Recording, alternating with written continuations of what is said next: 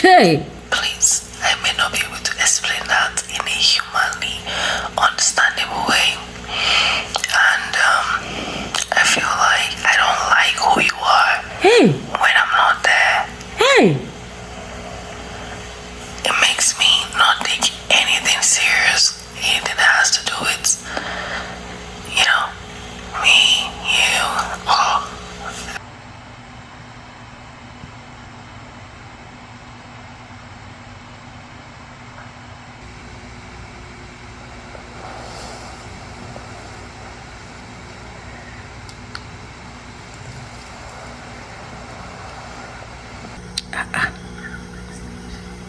What's going on here?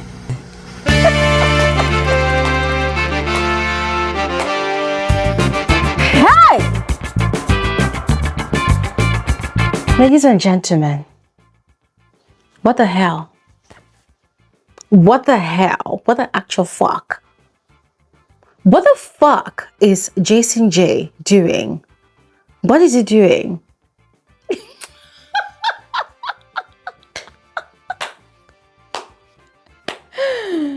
Yo!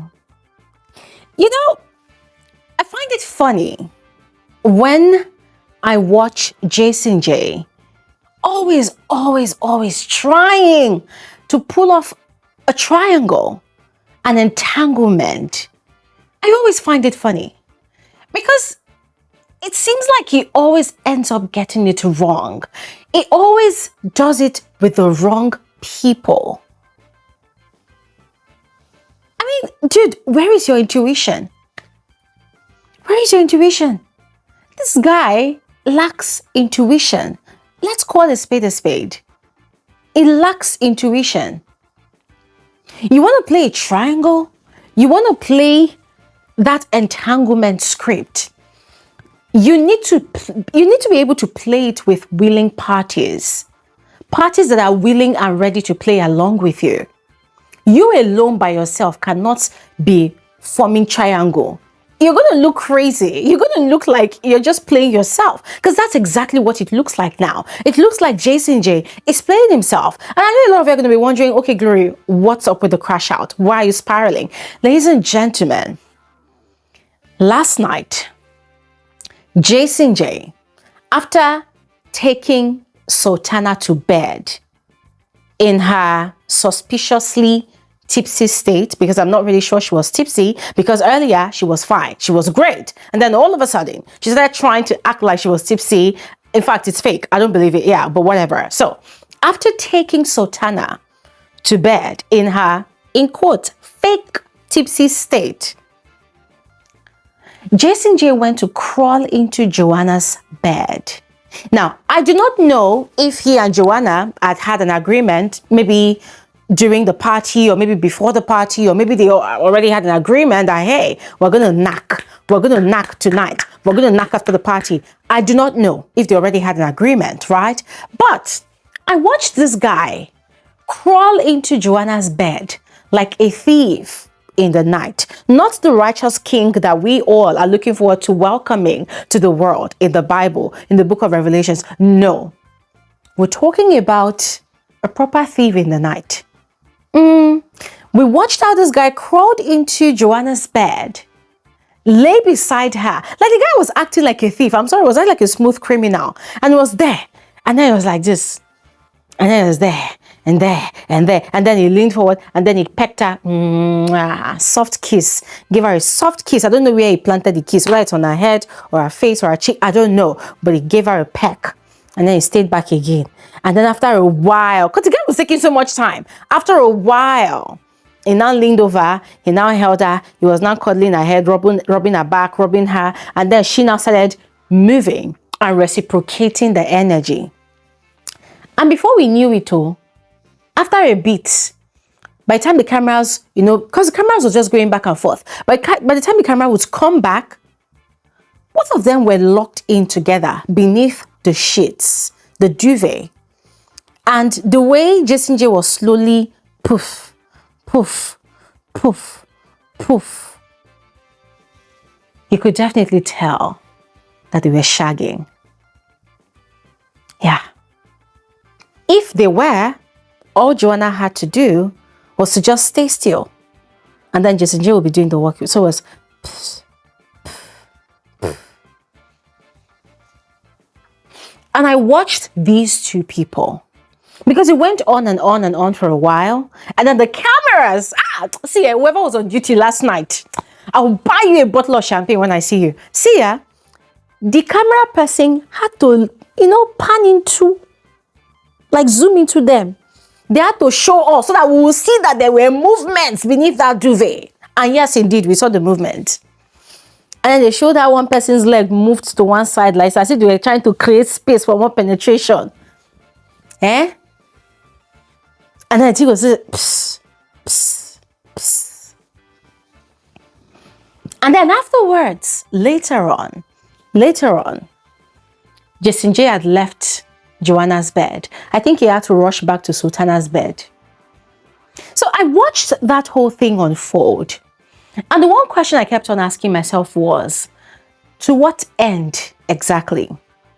Because here's the storyline.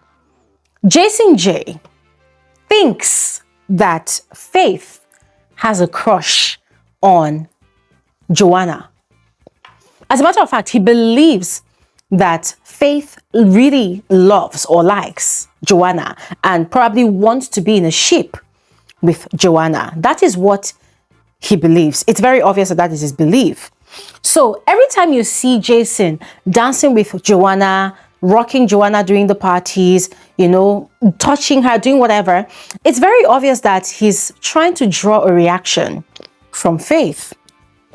But I've explained to you all on some of my videos that Faith is not that guy. For all we know, Faith himself just might be playing games by having Joanna in his corner. Because Faith is not dumb.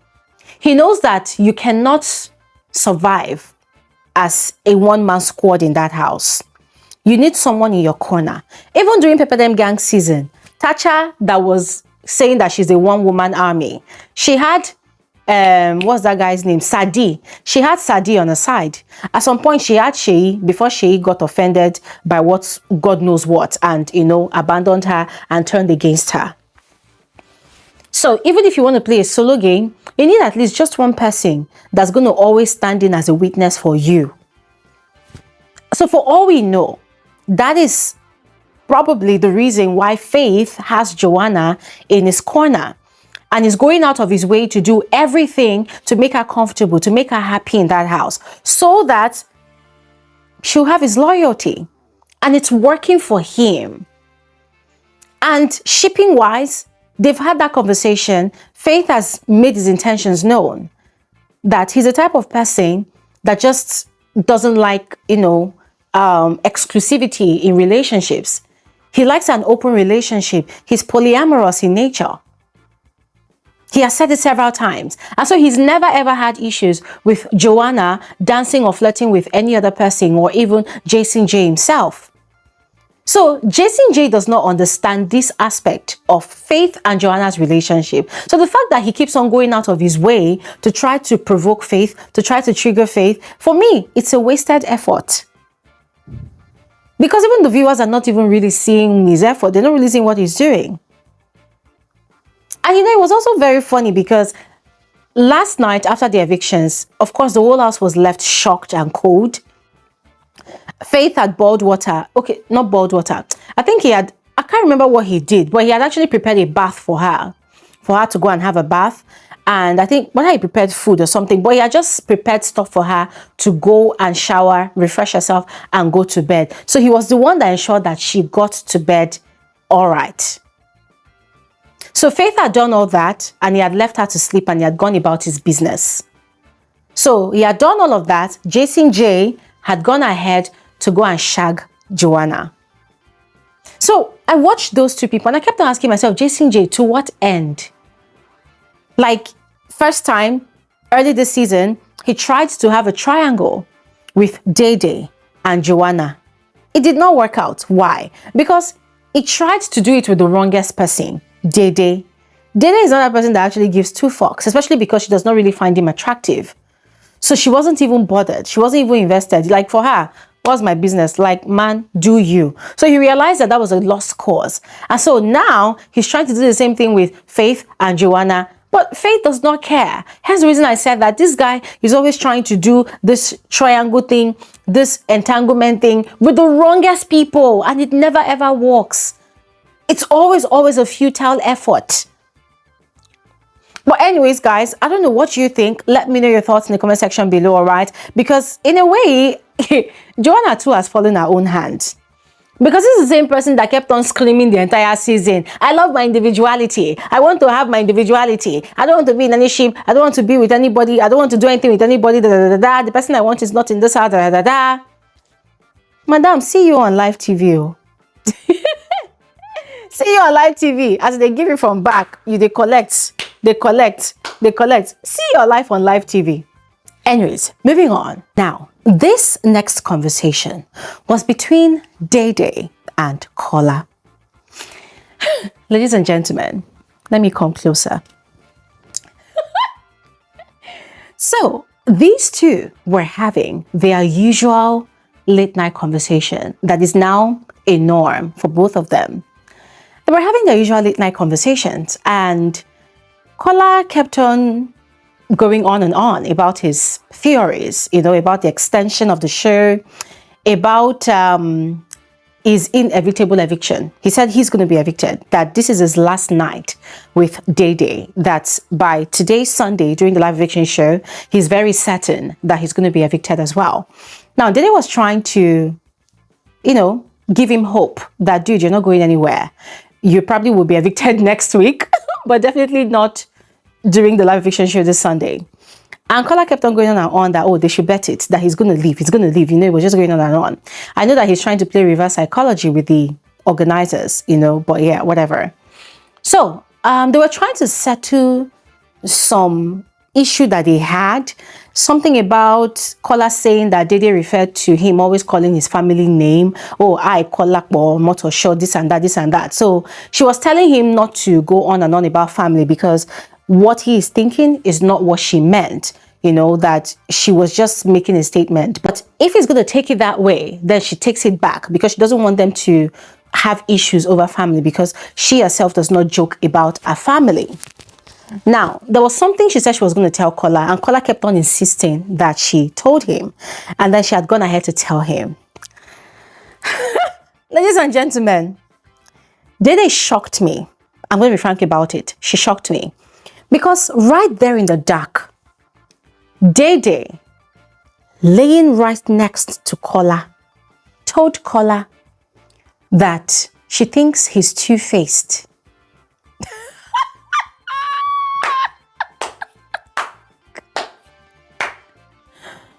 Yo, guys, when Dede said that, it hit me like boom, like somebody hit my head with something. I said, who is talking? Dede? Hey, this is interesting. She continued though. She said she thinks he's two-faced. That every time she's not with him, she feels like he's an entirely different person. And so it makes their relationship shallow, whatever they have, and she can't really take it serious. So she thinks he's two-faced. And Kola was like, what do you mean? And then she said, no, that just that yesterday evening, I think after the live eviction, that when she laid close to Mide, remember when she was consoling Mide, when Mide was crying? She said when she laid close to Mide, she started having flashbacks. She started thinking about a lot of things, recollecting events, conversations, and then she was having eureka moment and things were hitting her in the head and she was like, whoa, damn, that shit. That things started making more sense to her. And then that was when she realized that, nah, this guy has been two-faced with me. There was something else that she said. Oh yeah, she said the whole thing was now making sense to her. That the guy is really two-faced. So Kola was asking her for scenarios like, okay, like, can you give me an example? What do you mean? You say I'm two-faced. What do you mean? So when the cameras was on them, she was not giving any scenarios. She was just telling him that, well, you can't really be getting angry at this, because why are you getting mad? Why are you getting upset? I'm telling you for free, you are two-faced. Because it seemed like Dede too was getting upset, because Kola too was kind of getting upset. So, ladies and gentlemen, it was so painful that the cameras moved away from them. I almost broke my TV, because I'm like, damn it, we need to hear the end of this conversation. We need to understand how Dede suddenly got to that realization. Because she used the word clocked. She said she clocked it that Kola has been two-faced, that she clocked it that the guy has not been genuine with her, that she clocked it that every time Kola is not spending time with her, that is a totally different person away from her. And ladies and gentlemen, you see, last night was kind of prophetic. Or let me say our YouTube live conversation yesterday was very prophetic. A lot of the things that we talked about, guys, we saw it unfolding in the house. We saw the evictions unfold. And then Dede's conversation with Kola, that was another angle to it. I was telling you all that Dede knows that Kola has been talking about her to people, that Kola has been smearing her name, like he has been on a smear campaign against her around the house. So the question I've always had is, you have this knowledge of this guy, why would you stoop so low to allow this guy touch you? Why would you stoop so low to allow yourself, like, why would you kiss this guy? Why would you allow yourself get intimate with this guy? Or for whatever it is that people have done in that house, on that bed, why would you allow it when you know fully well what this guy has been saying about you behind your back? Why? I really wished the cameras had left us to watch and listen to their conversation, because I really wanted to hear everything. And you know what's more exciting, ladies and gentlemen? There's no Bright Morgan in the house for Kola to rush to and go and tell that, this girl has clocked me. This girl says she clocked my game. But there's Mide. And we know that Mide will always remain Kola's sidekick. But at the moment, Mide is vulnerable. So we don't know if she's still going to, give Kola that listening ear and still continue to be Kola's sidekick. The role that she and Bright Morgan has been playing for Kola against Dede. We don't know if she's still going to continue in that path. So I'm just here, ladies and gentlemen, waiting patiently to see how the day will pan out, because Kola's gist buddy, gossip partner, is no longer in the house. So I'm going to wait and see. Fingers crossed. Hopefully, Dede spills more about this her clocking, that she has clocked Kola's game.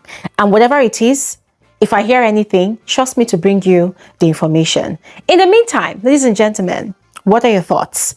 Let me know your thoughts about this game that Jason J is playing and this clocking that Dede has clocked Kola's game. Share your thoughts in the comment section below. I'll see you guys on another video. Thanks for watching. Have an amazing day. Bye.